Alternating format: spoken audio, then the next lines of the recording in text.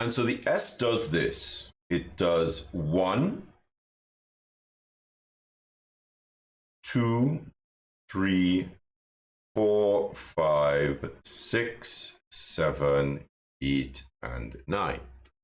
Now, it really should look like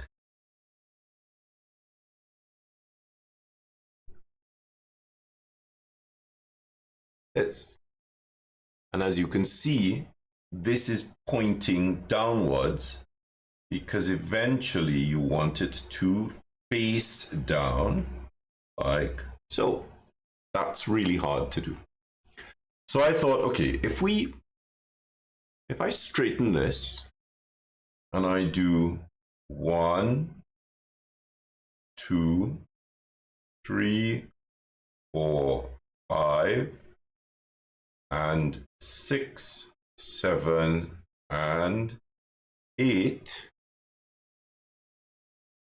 it will train you how to make this shape, because it's about understanding the movement first.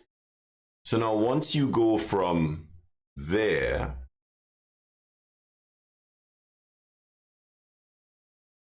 you can count the shapes down. So that's our cap height. So at the cap height of 2 above, we're going to come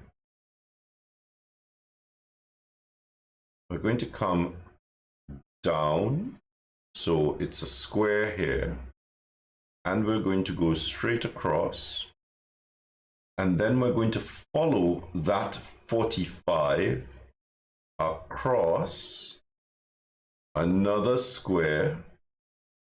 See, this is 1 across, and then we're going to follow that across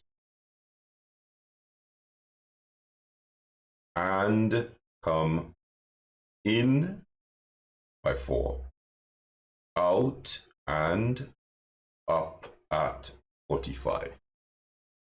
So when you come to the writing of it, it's 1, 2, 3, 4, 5, 6, 7, 8, 9, 10, and 11. I know it looks a little bit odd, but that gives you, let's do it 1 square over, 1 and 2 and 3, 4 and 5 and 6, 7 and 8 and 9. And once you understand that, slanting it becomes a little bit easier. Now, I don't need you to copy this now. This is a demonstration to show you why this information is on this page. We will come to this as a letter later on in the majuscules, but at least you're starting to understand why the grid works the way it works. Why do we have a diagonal here? Why do we have a double diagonal here? So understanding how the letters work in relation to the grid is really a big part of the structure of the grid. Now, you'll also note that the S does this. So the S fits into a triangle. Now, you could say that it fits into a parallelogram that divides itself in half. Of course, you can look at it that way as well. But the idea is to get it to sit inside of this truncated shape.